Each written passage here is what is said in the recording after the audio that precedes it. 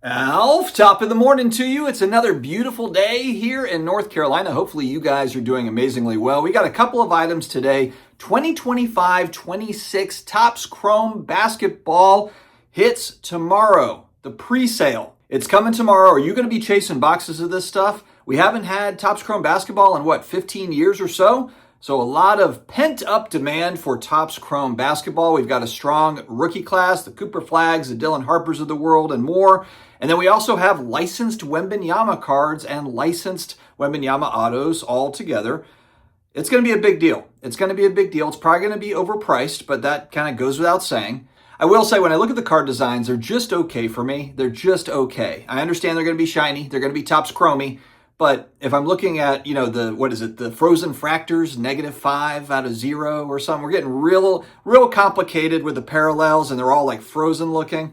Jokic looks like he's trapped in the upside down in this card. There's some okay parallels, I think, but there's nothing that really jumps out at me as like, man, this is incredible. The thing I wanted to actually ask viewership is, I can see the autograph window there, and I'm just trying to figure out, are any of these on-card autos, or is this basically sticker auto type stuff? Maybe it's on-card. It's got a pretty big window there to be able to sign in, kind of that white part, that cloudy part. And I can't figure out if these are on-card or if they are stickers. If they're on-card, well, that's actually kind of rad. If they're stickers, well, man, it just kind of falls into the bucket of sticker auto cards. I don't know. It just takes something off of it, especially when folks are going to pay a hefty premium for Topps Chrome basketball this year. It would be nice if there was at least some half, I don't know, that are on-card autographs. Friends, don't forget $25 off your first PSA submission. Make sure to tell a friend who hasn't used PSA yet, SCD25 code at the shipping and billing screen for that $25 off one card minimum to try out PSA. Also, Just Collect. You've got a collection to sell. You have no idea where to go with it. You want to sell half of it, 20% of it, all of it. The justcollect.com website down there in my video description, pinned comment link. I've got a nifty little landing page there, free appraisal form to get an idea of what that collection is worth over at Just Collect. So make sure to check it out. Now let's spin the camera around. We've got a conversation with Rick Probstein on Snyped. Huge, massive. The big auction ends tonight between 8 p.m. Eastern and midnight. A lot of stuff is going to sell. Could there be some bargains out there? We're going to talk about it here right now with Rick. We'll be right back. Welcome back to another episode of the Sports Card Dad. We've got Rick Probstein is back. There's been a lot of chatter about Snype, and we are coming to the end. We've had some auctions end, and we've got a lot of auctions ending here tonight. It is Monday the 17th at time of recording. Rick, how are you doing? How are you feeling?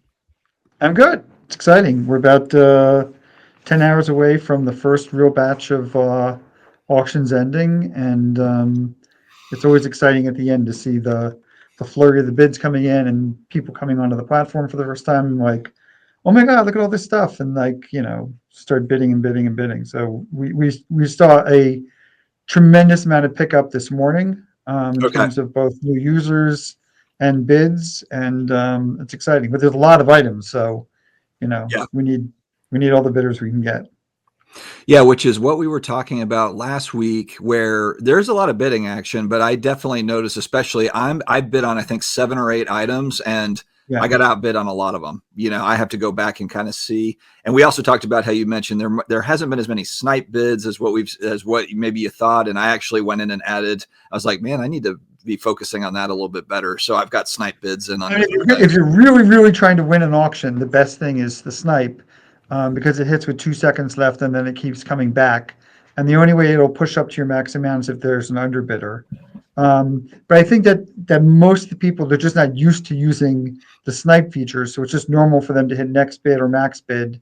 But I think moving forward long term, I think people will get used to the snipe feature and enjoy it too. It's great just having your bid come in and steal the auction with 2 seconds left.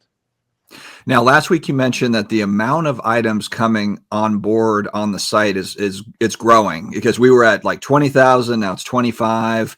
Are you seeing? I guess, can you give me an example of some cool things? It's over 27,000 items right now. Over 27,000. Can you just think off the top of your head just a few kind of cool items that we can throw out there that are coming? On Snype that maybe have come in the door. You're like, oh, that's pretty interesting. I mean, we just got in a 1914 Cracker Jack Ty Cobb, which is as rare as the Honus Wagner. I mean, that's a very special card. That's a huge card. Yeah. There's only 70 between all the grading services that have ever been graded ever. Wow. So the 15 Cracker Jacks are very prevalent.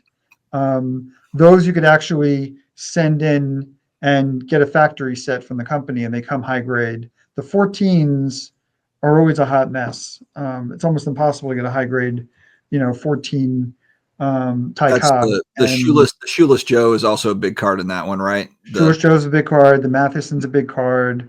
Yeah. The Johnson. It's a great set.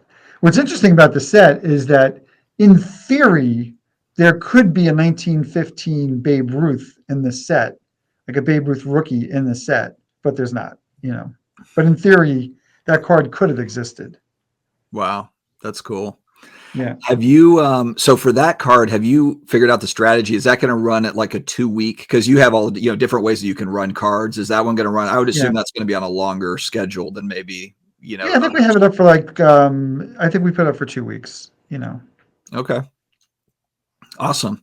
So have you, as far as new users and everything, do you attribute that more to, all right, we're starting to get to the end of that first big auction and people are just kind of like, okay, let me see if I can get in and jump on it? Or is there different marketing things? I know you've been on here quite a bit, but I think they initially they heard Snipe was, I think people heard Snipe was live, so they kicked the tires, and then maybe they had some free time, they went back and they checked in, and now it's like, it's game time. It's put the coffee down or get the coffee and just, drive with 2 hands in the steering wheel, then just start bidding on as many items as you can, and really, seeing what's in there, which I think most people are starting to do, believe it or not, even today. Like you have literally 10 hours left to okay, I need to carve out an hour of my time today to just, get in there and get all my bids in. So I will admit, just the UI, kind of the front facing part of it, I like the fact that, well, first off, it's easy to bid. Secondly, I can see everybody's bids right there on the front page. Like I don't have to click into the bid history, and then try to decipher what's what.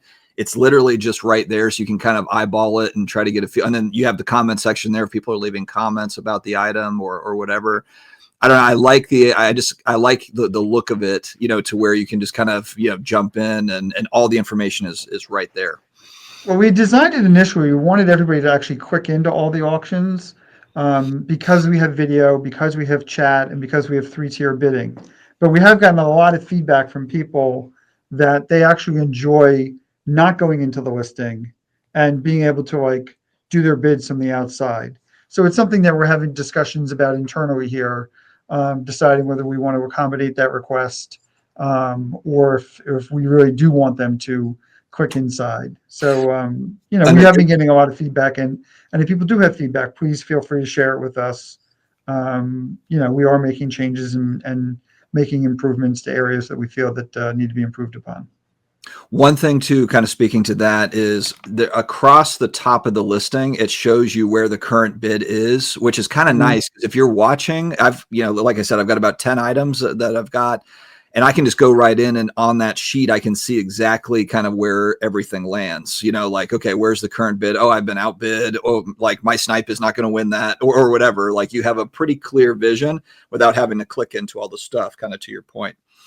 Yeah, so most of them are fixed, and then when they get above $1,000, they scroll, which I actually didn't put that in when we designed the site. So I asked the development team, I'm like, what's up with the scroll? Because I personally don't like the scroll. I find it a little annoying. Okay. And they basically told me that once it gets over $1,000, it increases in digits, and then it doesn't fit as nicely. So their workaround was to have it scroll so they can fit everything. Okay. So we're still in discussion about that, whether we're going to keep the scroll or get rid of the scroll. Personally, I don't like the scroll. I like to just see it, the data there, and I don't need to see a ticker. Got it. Okay. Now there was a bug. Somebody had left a comment about basically, and actually I saw this myself too. So I would be searching for something, and when I clicked the back button, it kind of like erased my search. I had to go back. It kind of just kind of messed up my search. It put you back up to the top. Right. Exactly. So that they fixed it on the app. It was always intended to be there. The problem what they had was when they tested the site initially, they weren't testing it with 20,000 plus items that all have images and video attached to it. They were doing it in a much smaller scale. So it had a loading issue that sent it back. But they're fixing it. That on the desktop version should be fixed within 24 hours, where it won't take you back up to the top, but it is functional in the app. I was playing around with it yesterday in the app, and it totally works now. Okay, cool. Have you had any initial feedback from sellers? Because of course, the big question mark anytime you have a new marketplace, it wouldn't matter if it's yours or anybody else's. It's, do you have enough people viewing? Do you have enough people bidding or looking at it? There are instances, you had shown me a couple of instances where we're already seeing kind of sales that are beating comps, that are beating recent comps. But have you gotten any feedback from sellers yet? Or do you, I guess, expect that kind of this week after the big auction, kind I of? thought it's a personality thing with sellers. Some people are more nervous than others naturally. The general trend that we're seeing is that anything that's a popular item or anything that would be something that you would normally search for, all those items seem to be, headed where, our normal brand is we get market value and above. And we sort of have seen that already with the ones that have ended. The items just sort of like that nobody's really searching for, and you just sort of stumble across, those are the ones that are in question, like a Brett Hole signed hockey puck. Like, not too many people are actually looking for that, but there are card shops or repackers that will take items like that and they'll throw it into something and they'll find some sort of use for it. Especially like Brett Hole, he signs hundreds and hundreds and hundreds of hockey pucks all the time. So they're always on the market. So there is an opportunity to get in there today if you need inventory like that, to get in there and go after them. But I'm pretty confident that our big items, like the messy mega cracks, is already a couple $1,000s over the last sale on a mega cracks. I'm seeing our mantle rookie in a PSA 1 is basically where it should be. So we're seeing a lot of strength right now. And and by the way, I do have an affiliate link that'll be in the video description as well as the pinned comments, friends. If you want to help support the channel and get over there, I'll have a couple different auctions that click on that link. Click on it. Help me out. Help me out. Help your boy out. No, but one thing that Rick had pointed out and that I was trying to find is you can actually go to auctions and you can search by kind of lowest bid to get an idea of kind of where some of the stuff on that lower side that could be ending tonight. There could be some opportunities there. And I assume that a lot of people, will try to get in and I think tonight's going to be busy for bids. Or you can just sit on ending soonest and then scroll. And then when you see things that, are your kind of items, then just jump on it but I would just definitely suggest to people, snipe, put in your top snipe of what you think it's going to be and you're done with it. And then just move on to the next one. And you'll see how that's a recurring snipe. And that's really the best bidding strategy, because then you don't have to keep going back and forth.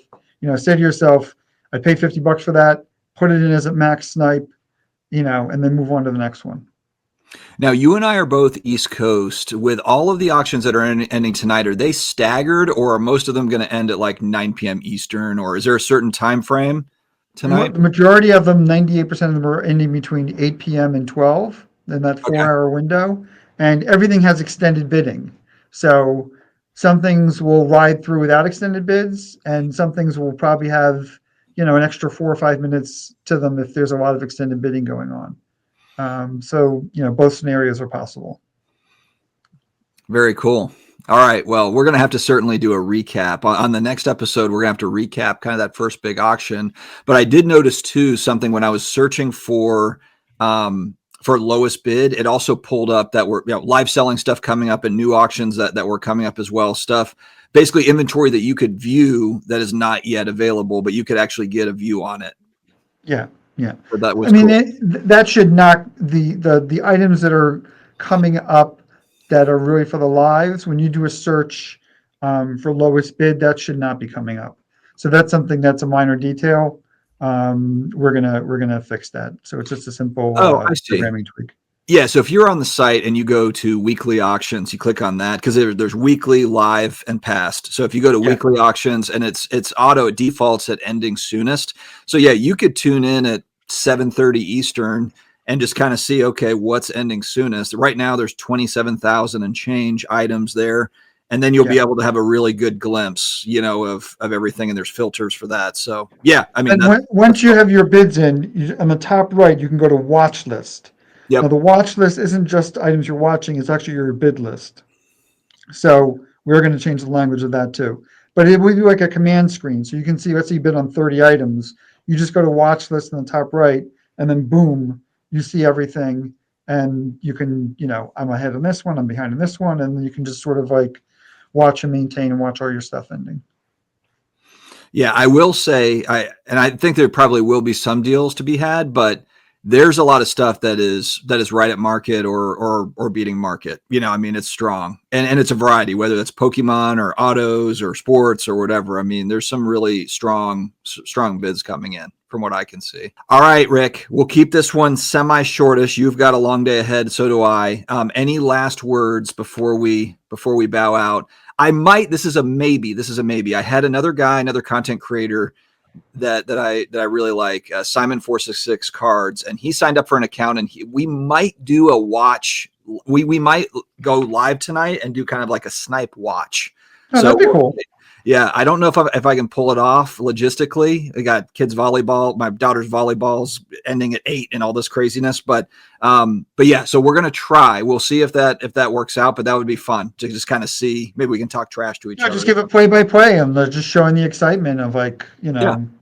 and then doing an analysis. Okay, where did that go versus the last eBay sale, and be like, it's the exact same, and their rates are lower. So if you actually gave it to Snipe versus eBay, you would have made more money. There you go. All right. Well, look out for that. That might happen tonight. So we'll see how it goes. I might be logging on a little bit later, like 8:30 or something like that. But you log on, text me. I'll pop up another screen. I'm sure I'll be up still. All right. Maybe we'll have Rick join the co-stream. That'd be fun. Okay, cool. Thanks so All much. right, man. Yep. We'll see you next time. Okay, Talk to you later.